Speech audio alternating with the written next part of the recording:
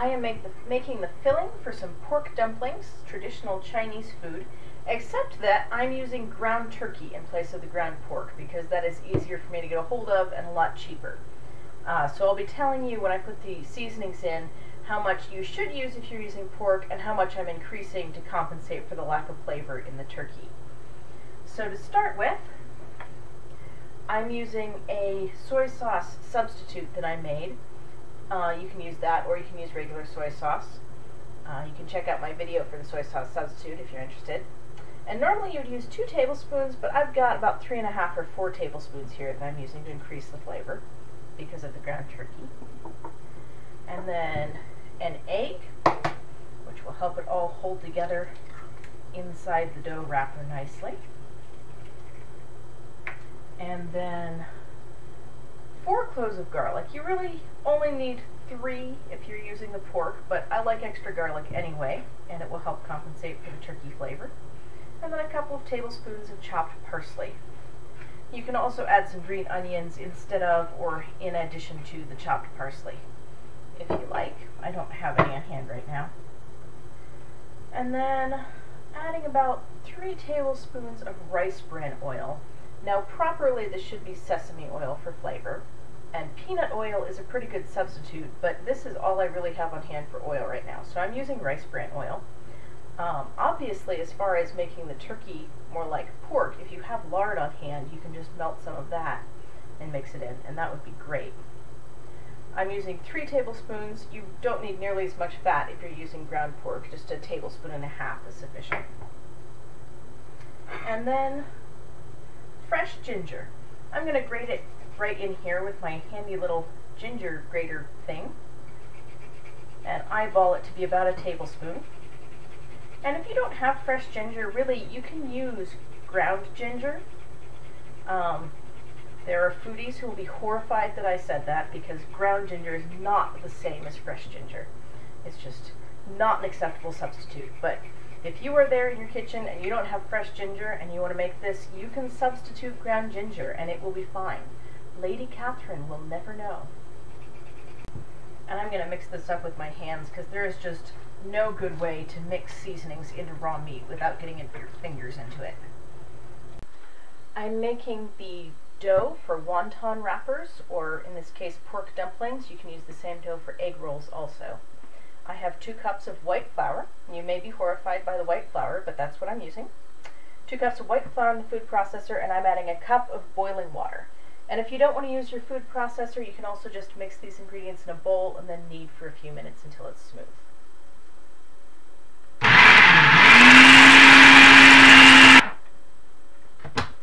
Alright, this has been mixing in the food processor for just about 60 seconds.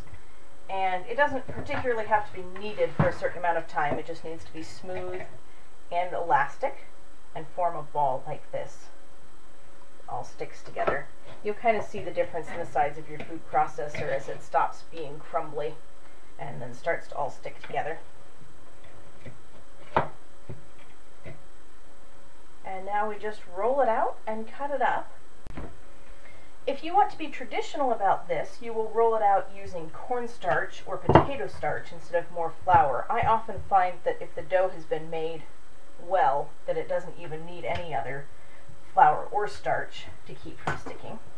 So I do have a little water here, which is going to cause problems if the dough gets stuck to that or in that.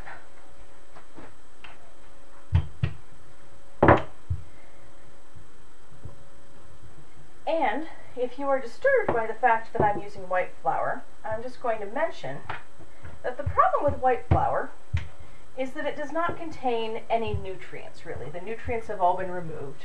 And what you're left with is carbs and calories. Basically, it provides energy to your body, but without any nutrients.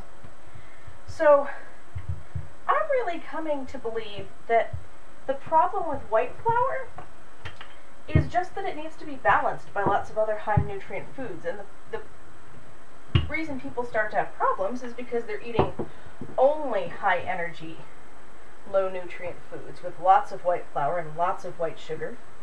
But if you're eating this as part of a meal that has meat and vegetables in it, then you're getting the energy from the white flour, which the vegetables are not going to give you a lot of.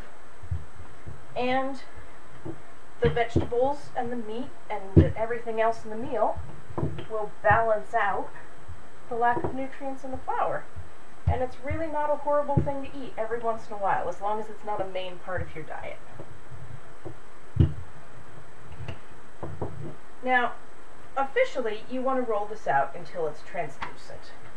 And I usually just barely get it to the point where it's translucent. I stick my hand under it, and if I can just barely see my fingers through it, that's where I stop, because we like it a little bit on the thick side, a little extra doughy in our pork dumplings, but you can definitely keep going a little bit longer and make it a little thinner if you like. Now I'm going to cut these out in squares about 3 inches or a little on the larger side, because it's very easy to overfill them if you actually make them the 3-inch size, and I do have a tendency to go too heavy on the filling. I've got a hole in this part of the dough, so I'm just going to cut that off and save that to roll out with the other half of the dough. You can roll out all of the dough at one time if you have enough counter space, but I don't, so I find it easier to do half at a time. I have here my filling, and I'm going to take about a teaspoon and put that in the middle of each square of dough. You can go a little more than a teaspoon, but like I said, it's really easy to overfill these.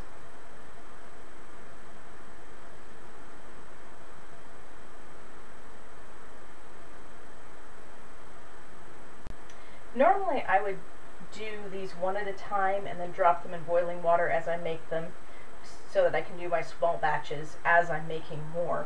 But I can't really film by my stove because of the lack of counter space, so I'll make these all at once and then show you how to cook them once they're all done.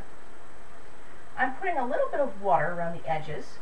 Sometimes I find that helps it stick together better when you try to seal it, and sometimes it doesn't. I think it just depends on the humidity of the day or something. That seems to be working pretty well at the moment. And you want to give these a really nice tight seal so that your filling does not leak out when you drop it in the boiling water.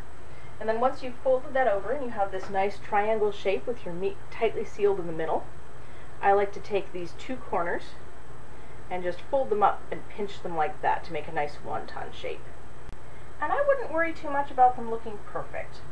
When it comes to traditional food, we really tend to get hung up on making it perfect and making an exact replica of how it used to be. And I think that's really kind of silly in a lot of cases, because, well, a lot of the Asian food does come from a culture of making everyday things beautiful, and you don't want to ignore that in your cooking, of course. A lot of traditional food also comes from some mom in a cottage somewhere who was just trying to feed her family with the ingredients she had.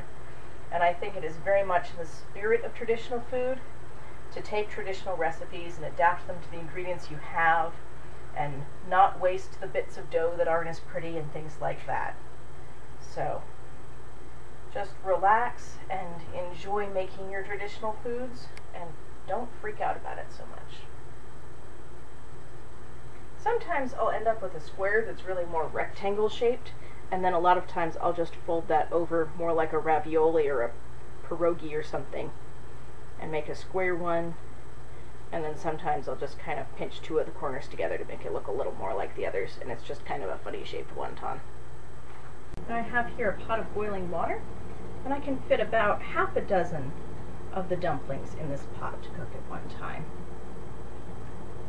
And they need to cook for about 5 minutes. You'll see a change in the dough. Instead of being dough-like, they'll be a little more like a milky, almost translucent kind of color. And normally, because there's such a small amount of meat, the meat will cook just fine in that time. But the first couple you cook, you might want to cut open and take a look at the meat and make sure it's cooked, just so you're comfortable with how long it takes. And here's what they look like when they're done. Nicely cooked wonton, pork dumpling, turkey dumpling thing. And normally I will put these in a small baking dish with just a little bit of water in the bottom so they don't dry out, but we're actually going to be eating these pretty quickly, so I don't need to keep them warm in the oven. I'm just going to put them in here to hold as I cook a few more before we eat them. With dipping sauce. Dipping sauce is excellent. I highly recommend homemade Chinese dumplings.